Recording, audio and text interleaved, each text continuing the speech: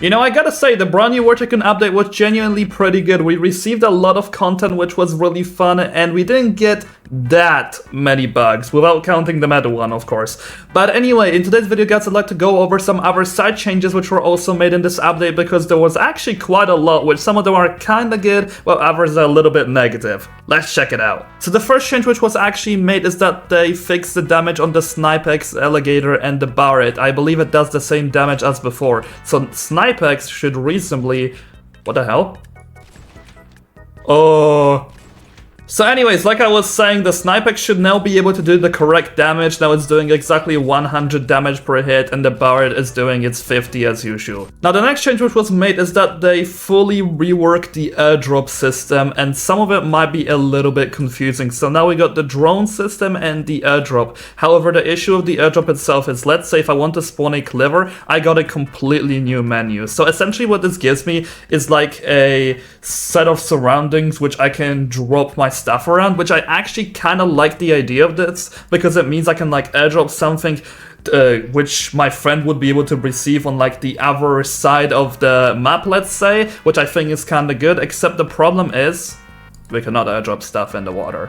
And it's not as precise as what it was before. I can still drop something on top of me. So for example, let's see if this would be exactly where I wanted to drop it, and it seems like it's completely fine. It's just that like my main issue of this is that I really wish developers, please, could you allow us to drop stuff in the water? That would be very nice, because now when you die in a ship, or if you're out in the middle of nowhere, you can't really do anything. You're kind of just stuck and you gotta just swim, which is kind of boring. Now the next change which was made is that they made the takeoff at Yankee a lot easier than what it used to be. As far as I know, they kind of cleaned out the terrain, so it's a lot easier. Let me just try to do this right here with, let's say, a MiG-29 Fulcrum. That's not really the fastest plane, so right here, let's see if I don't crash. I shouldn't be able to crash.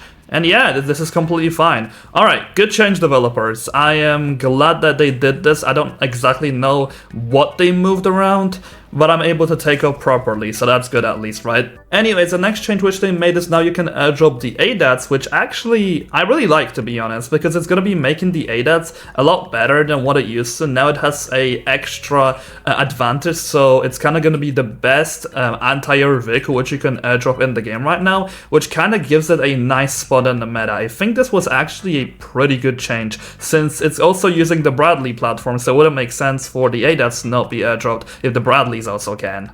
Now the next change which was made is that they nerfed the A-10 Warthog Smart Bombs explosion damage, and this change right here is very questionable to me, because the A-10, this thing costs like 10 parts and it's only a ground attacker. This thing wasn't even that good in the first place, so it getting nerfed kind of doesn't make that much sense to me. So right here, as I try to shoot exactly 4 of the bombs against the Striker Shard, I'm still able to kill it. However, it is standing still, and whenever I'm using these bombs against the Abrams X, it will not be able to kill this vehicle, which kind of sucks. It's gonna be leaving it at around 5%. However, when I'm moving, all of the bombs will be able to leave it around 18%. So to be totally honest with you guys, I don't see that much of a nerf, but the fact that they did change something about the bomb's explosion damage is kind of weird to me, since they were already fine in the first place, like I already said. And now next I'm moving into the F-35I, which is fire and forget missiles have also gotten nerfed. And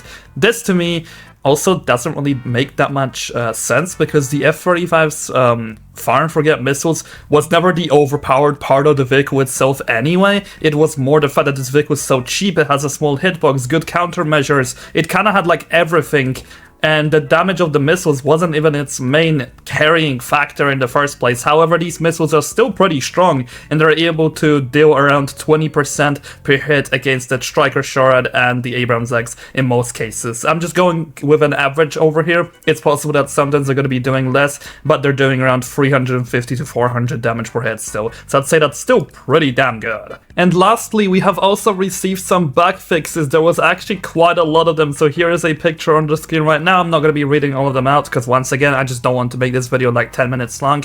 But yeah, I do appreciate you guys watching. Do let me know in the comment section down below what you think about these new balance changes and overall update changes. I'll see you guys in the next video.